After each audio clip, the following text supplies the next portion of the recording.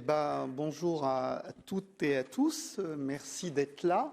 C'est une conférence de presse peu commune, d'abord parce qu'elle mobilise des députés européens de différents groupes. J'ai le plaisir d'avoir ici à mes côtés des députés représentant différents groupes de l'Assemblée. Il y a d'abord Karen Melchior qui est du groupe Réunion, merci d'être là. Il y a le président de la DEMAG, Matjaž Nemec, merci Monsieur le Président d'être là. On a aussi la société civile représentée par Sara, Prestianni, de remettre droit. Et normalement, nous aurons parmi nous le rapporteur spécial sur la Tunisie, Gahler du groupe PPE, qui est retenu à notre réunion, mais qui a participé à la construction de ce temps et qui va tout faire pour nous rejoindre avant la fin. J'espère qu'il aura le temps de nous rejoindre. C'est une conférence peu commune parce que, au-delà de nos appartenances des uns et des autres, nous souhaitons exprimer notre inquiétude sur ce qui se passe en Tunisie, évidemment, et surtout le rapport que nous voyons se construire entre la Tunisie et d'autres institutions européennes. Il y a un recul extraordinaire sur la démocratie en Tunisie depuis l'arrivée de Saïed. Les libertés fondamentales sont remises en cause, le processus démocratique est interrompu, des opposants sont pourchassés, mis en prison sans procès. Il y a une atteinte extraordinaire, inquiétante sur les droits de l'homme. Et il y a quelques semaines, la présidente de la Commission européenne, Ursula von der Leyen, a sauté dans un avion avec Madame Meloni et sont allés dire à Saïed qu'il avait gagné le milliard. Sans contrepartie, en niant tout ce qu'on dit sur nos inquiétudes sur ce qui se passe en Tunisie, en niant l'état de droit et en bafouant nos principes.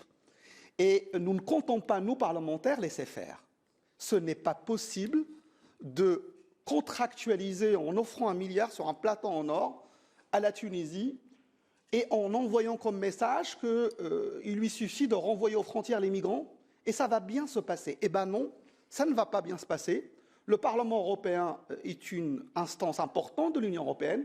Nous sommes co-législateurs et notre avis va être demandé pour valider les aides financières à la Tunisie.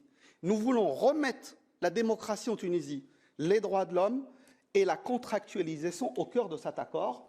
Et nous avons eu l'occasion, il y a 2 semaines, de l'exprimer et au SAE, le service d'action extérieure de l'Union européenne et à la Commission, et nous ne lâcherons pas sur l'avenir de la Tunisie. Moi, je suis déçu de constater que quand la crise économique mettait en cause le processus démocratique en Tunisie, et voilà Gahler qui nous rejoint, merci d'être là, nous étions inactifs, et au moment où la démocratie s'écroule, nous exprimons un soutien sans contrepartie à la Tunisie. Je vais d'abord donner la parole, il arrive au bon moment, Gahler, au rapporteur spécial sur la Tunisie du Parlement européen. Tu as la parole. Merci beaucoup. I will continue in English. And I would like to thank my dear colleague for the initiative. I think it is high time now for us to become active, more active than we have seen the Commission or our executive side with regard to the developments in Tunisia since July 21. I think what we are unfortunately seeing is a return, and I put it drastically, is a return to a Ben Ali situation. And we have let it happen in spite of many warnings, especially also from this Parliament. We now see a situation where political prisoners are back in Tunisia, which we have not seen since Ben Ali, where the institutions of the state, and especially those who guarantee the rule of law, the courts, the judges, that they are disregarded. And we have very clear messages and assessments from valuable institutions like the Venice Commission from the 22nd June last year, and especially also from the African Court on Human and People's Rights of September last year, which more or less declared unconstitutional those decrees of the President that have,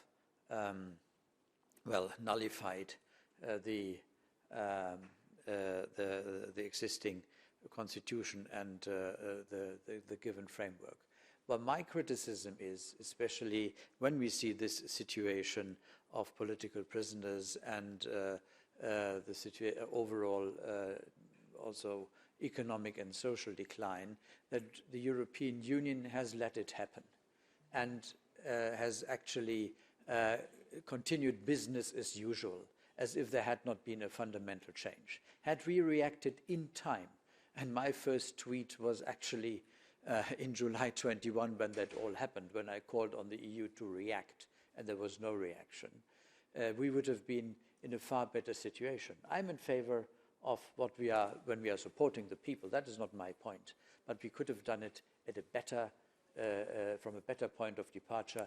Now we are where we are. Now it's the Tunisians who are going into the boats, and now we have to address that. And that is why I think we have to criticize the passivity that we have seen over many months. Thank you.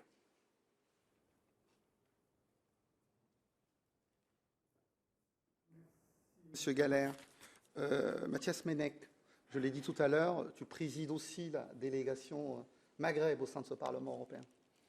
Merci beaucoup and good morning, and thank you to everybody for joining us this morning. Without repeating what my colleagues already said, my first words goes to Tunisian people.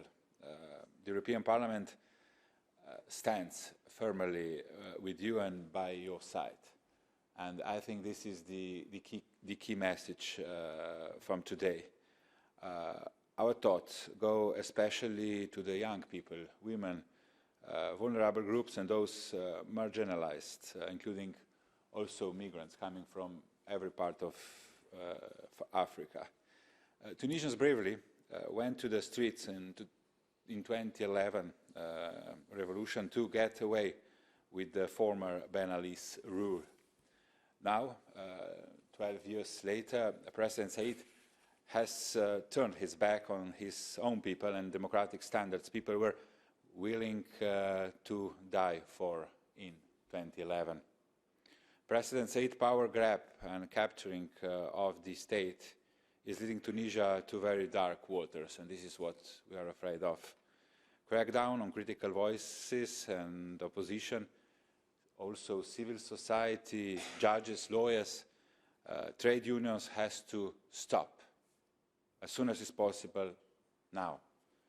So we, the members of the European Parliament from all the biggest political groups, stand here side by side speaking with one voice. We recall our demands from the European Parliament's resolution from March this year. We jointly call on President Saïed in changing the course and restoring democracy and rule of law-based order.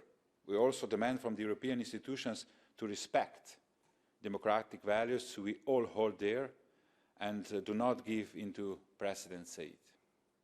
The European Union cannot be part of complicit in the breakdown of the Tunisian democracy by President Saïed.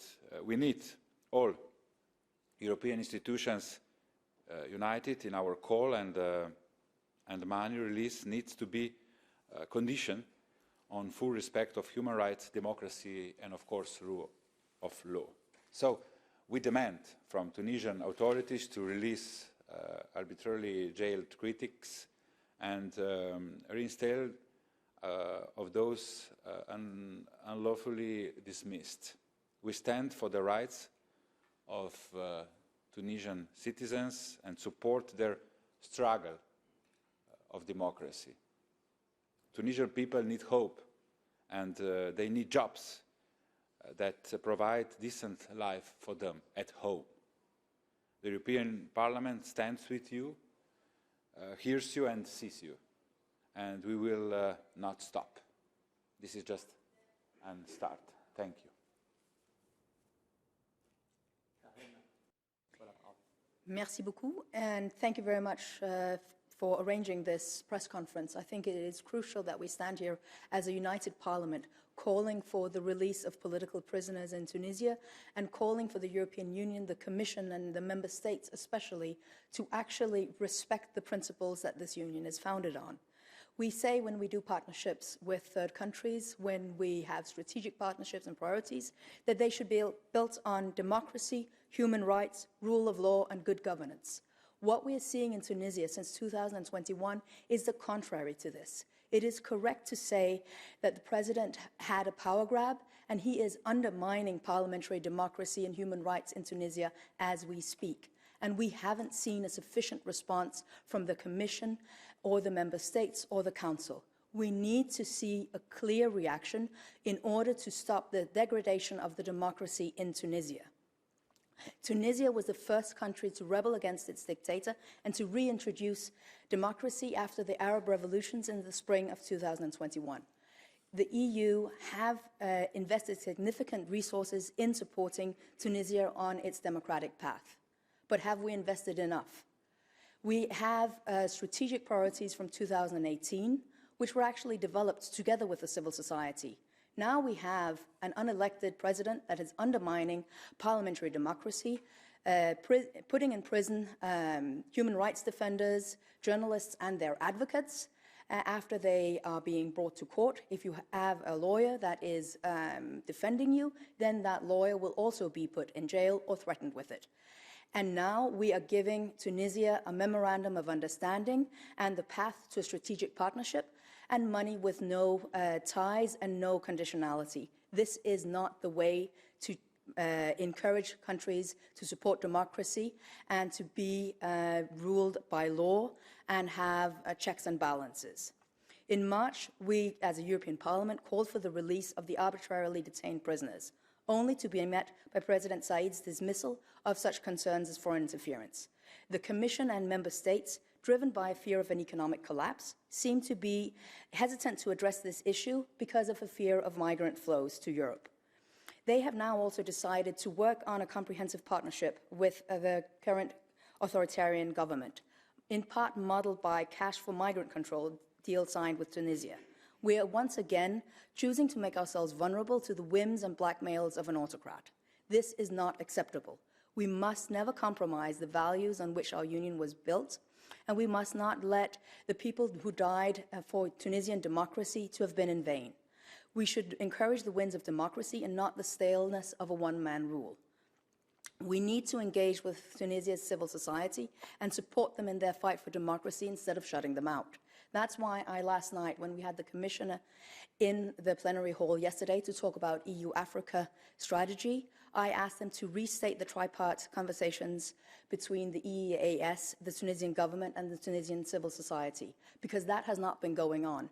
Before, when there was a democratically elected government in Tunisia, we were engaging with civil society. Now that we do not have a democratically elected government and we have an undermining of parliamentary democracy, we're shutting out civil society, and this is the completely wrong way to go. Both the Commission and the Council have a responsibility to make it clear that a crackdown on human rights is incompatible with a genuine partnership with the EU. Tunisian authorities must release their arbitrarily jailed critics and actively hold up the principle of democracy. We need to make this clear now. We should have made it clear before, in 2021 and 2022. We still have time before we are going into presidential elections next year. We cannot falter in our commitments to the Tunisian people and their aspiration for freedom and justice. So those of you sitting in Tunisia, we support you from the European Parliament and your fight for democracy and upholding human rights. Thank you. Merci. Tu as beaucoup parlé de la société civile tunisienne et justement, on voulait donner la parole aujourd'hui à la société civile avant de permettre aux journalistes qui le souhaitent de poser des questions. Merci beaucoup pour cette occasion. Merci de pouvoir partager ces messages, un message qui vient de la société civile tunisienne, qui vient de beaucoup d'organisations internationales. Nous sommes inquiets puisque depuis les coups de force du président Saïed le 25 juillet 2021, la crise politique en Tunisie s'est muée à une profonde crise démocratique. Les menaces pesant sur la liberté d'expression, l'affaiblissement de la société civile, les harcèlements des défenseurs des droits humains et l'arrestation de dizaines d'opposants, l'ingérence flagrante de l'exécutif dans la procédure judiciaire et leur utilisation pour mettre fin au pluralisme politique ont mis la démocratie tunisienne au bord du gouffre.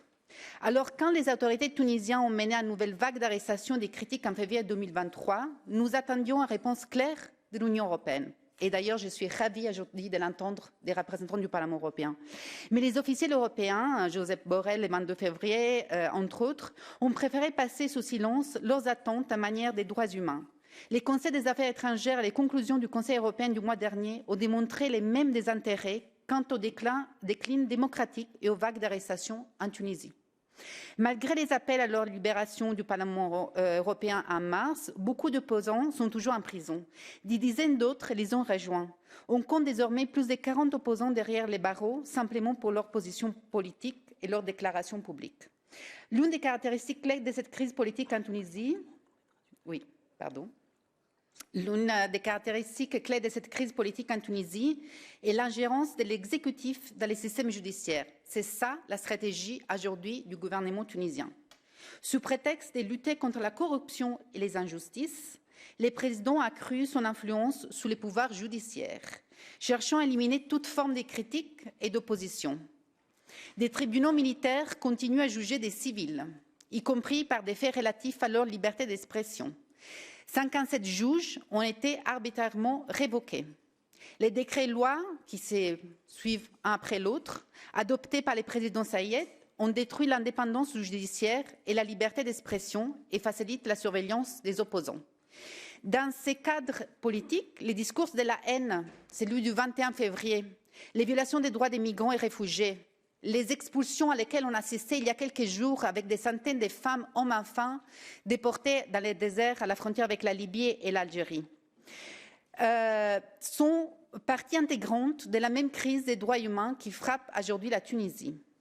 Dans ces contextes politiques, il est important de rappeler qu'il y a une profonde crise sociale et économique, pénurie des produits de base, inflation galopante, dégradation des niveaux de vie, aggravation du chômage. L'Europe ne doit pas fermer les yeux devant ces dérives démocratiques. Si elle souhaite conserver avec les gouvernements tunisiens un partenariat fiable et responsable, l'Union européenne doit avant tout clarifier que le respect des droits humains est un pilier central dans ses relations avec la Tunisie. Et ça, c'est vraiment fondamental. Il faut appeler à la libération immédiate de tous les détenus politiques, au respect de l'indépendance du judiciaire, des libertés d'expression et d'association, et du respect de la dignité et de l'intégrité de tous et toutes. La Tunisie aujourd'hui n'est pas un pays sûr pour les citoyens tunisiens, n'est pas un pays sûr pour les migrants subsahariens qui vivent. Ces messages clairs et publics que nous attendons toujours de la part de la Commission et du Conseil, et nous sommes ravis que ces messages arrivent aujourd'hui de la part du Parlement européen. Pour ce message clair, l'heure est venue des questions-réponses. La parole est à la salle. Je vous demande de vous présenter et de dire dans quels médias vous travaillez. Et vous avez la parole. Allez-y. Oui, bonjour. Emmanuel Strosser, je travaille pour Bruxelles 2.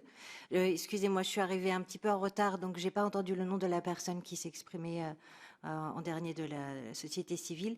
Et j'ai 3 questions, je les pose d'un coup, comme ça vous organisez. Justement, quel a été l'écho de la résolution prise par le Parlement européen en Tunisie ? Est-ce qu'elle a eu un écho et lequel ? Monsieur Gahler, vous avez dit nous aurions dû agir vite en 2021. Qu'est-ce qu'il aura fallu faire alors et qu'est-ce qu'il faut faire aujourd'hui plus précisément ?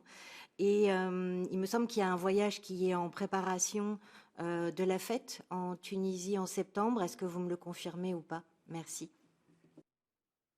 Il s'agissait de Sara Prestianni de remettre droit.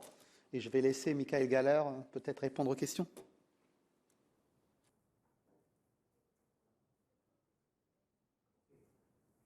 I thought ladies first, but okay, as you like. Yes, indeed. First of all, we have planned a visit in September. That is the one thing. And I think in 2021, when this coup from the top down happened, we should have alluded to the fact that our comprehensive cooperation is based on certain principles, and that is to abide by their own constitution, to their own rules, and that there is a certain conditionality attached. And, the reaction was more or less none, apart from raising some concern. And I think, our own institutions, like the Venice Commission, which, of the Council of Europe, they made a very clear statement. Even the African Court on Human and People's Rights was very clear. I think from the very outset, it was an unconstitutional behavior, and we were simply continuing business as usual. As I said, we should have made it clear that there is some conditionality attached, and it is not about doing nothing anymore afterwards, but it is about calling, like we have in other circumstances, special meetings and urgency meetings, and making very clear that certain things should be non-starters. What we are actually seeing is that through our passiveness and inability or unwillingness, I think it is lack of political will to address the handling of the president, that the situation domestically has deteriorated constantly. This president is not able to listen, not to us, not to their own society. Our first reaction was it requires a national dialogue, and we've insisted on that, and there was no such thing. I mean, the people have at the end given a very clear verdict. There were 11% turnout to these strange parliamentary elections. I think 11% says a lot what the Tunisians think about this handling and the situation, and we should be very clear in this regard as well. Unfortunately, we lost more than a year. We are now in a situation where the interest is back on Tunisia because of refugees now coming. And now it's Tunisians. It's not transit passengers, so to say. It's the Tunisians who are going into the boats. But that is also due to the fact that we have listened, that we have watched on and not been active.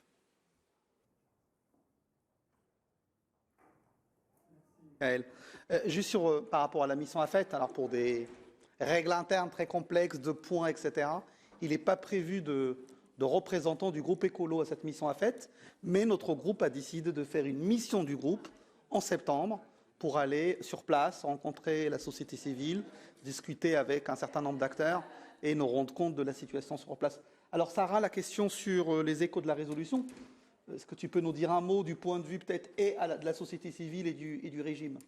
Je pense que la résolution a eu un impact qui était nécessaire, justement de faire sentir une voix différente de la part des institutions européennes, parce que par la suite, comme je le disais tout à l'heure, on a vu la Commission et le Conseil être plutôt dans les dénis des conditionnalités sur le respect des droits fondamentaux, mais non, aujourd'hui, le défi, c'est l'implémentation des points de la résolution, et la société civile a ses rôles justement des gardiens pour l'implémentation en place. Nous sommes très loin de cela, mais nous restons vigilants notamment par rapport c'était cité les memorandum of understanding avec la Tunisie, c'est surréaliste.